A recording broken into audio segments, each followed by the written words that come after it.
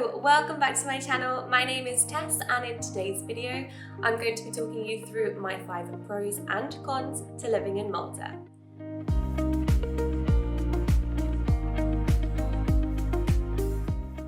If you didn't know, I live in Malta. I've been living here for around 3 years now, so I think I have a pretty good idea on the pros and cons to living here. We're going to start off with one con and then one pro so we can finish on a good note. My first con is that Malta is dirty. It's mostly in the more built-up regions of the island, which, let's face it, is where you're going to want to live. Malta has a little bit of a serious litter problem. I walk down the street and I'm seeing 4, 5, 6 pieces of litter right in front of me without even actively looking for them. It's also a big problem when it comes to the beaches. There's always beach cleanups here. The job opportunities here are unlike anything I've ever experienced in the UK. The iGaming industry out here is huge. There are so many different companies, small and big, that are literally waiting for young, enthusiastic people to apply. Construction sites are everywhere. And when I mean everywhere, I mean everywhere. For example, now, I could look out my balcony window, which is just over there, and I could count at least 4 different cranes and construction sites happening just within my eye line. And I don't even live in one of the more kind of popular areas of Malta. When I was, though, it was even worse. You could count, from 10 to 20 different construction sites with cranes, scaffolding. And it's not just the view, it's the noise.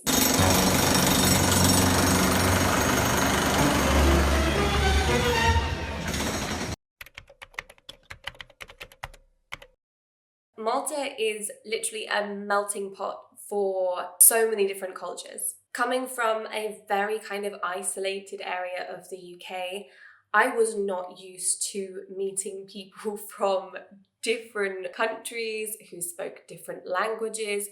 I was very much sheltered, and moving out here has taught me so much and has given me so many different experiences that involves learning different things about other people's cultures that I would not have learned had I not moved out here. The cost of food out here is insane. A lot of the food is imported. Malta is a very kind of dry landscape. It's a very, very hot country. They don't get much rain here, so it's quite difficult to grow things all year round. A price of strawberries in the UK, the last time I checked, a box of strawberries is around £2.50. In Malta, the last time I went and wanted to buy fresh strawberries, a box of strawberries was €8. €8. Can someone please explain that to me? Another good point. Nothing is too far away. When I say that, I mean that the island is relatively small. In fact, Malta is 316 square meters, making it 771 times smaller than the UK. Benefits of this is if you want to go from the south to the north of the island or vice versa, it really doesn't take long at all. This does not just benefit on the island, but getting off the island as well. Malta Airport travels to many, many different countries across the world. The amount of cars here is literally unfathomable. The population of Malta is allegedly 500,000. There are 400,000 registered cars here. Now, obviously, there are going to be some naughty people who are driving around in unregistered cars. This means, I think anyway, that Malta is close, if not over the amount of having as many cars here as there are people. Without a doubt, this is going to cause traffic problems because of the sheer amount of cars that are on the roads, not to mention pollution, noise, and just people being generally fucked off because of the amount of traffic here. Even though I mentioned earlier that Malta is a pretty dry landscape, there are some hidden gems, some real paradises in Malta itself and its sister islands as well, Gozo and Comino. You have Comino's crystal clear waters of the Blue Lagoon, St. Peter's Pool, which is in Malta. There are quite a few stunning places in Gozo as well. In fact, I could do a whole video just on natural beauties in Malta, but we'll save that for another time. In the height of summer, it is so freaking hot here. For example, a couple of weeks ago, we had a heat wave and it reached over 40 degrees Celsius. Over 40 degrees. You couldn't even turn off the AC for like 1 second without drowning in a pool of sweat.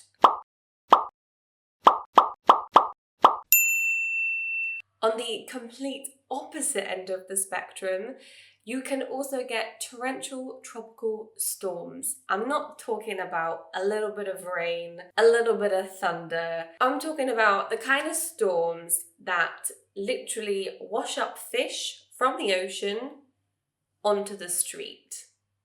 And there's hundreds and hundreds of fish being washed ashore. The weather!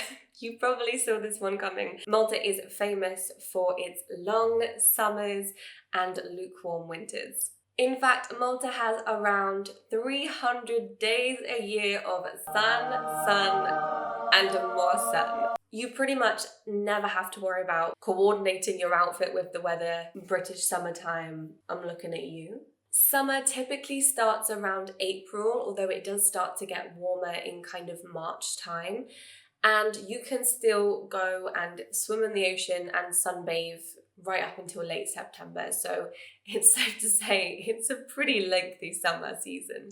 That is it for today's video. If you can think of any more pros or cons to living in Malta or agree with any of my points, then please let me know down in the comments below. And if you did like this video, then I would love if you could give it a big thumbs up for me. And if you want some more details on those 5 pros and cons that I've talked about today, then I will leave a link for my blog post down below, which goes into lots more details for you. And finally, if you are interested in seeing more of me and more videos like this, then make sure you hit that subscribe button for me. I will also leave links down below for my Instagram and my blog if you want to keep up to date with what I'm doing in between posting these videos. That is it from me. Have an amazing rest of your day. Keep smiling. I'll see you very, very soon. Goodbye. Ooh. And where tourism has kicked off.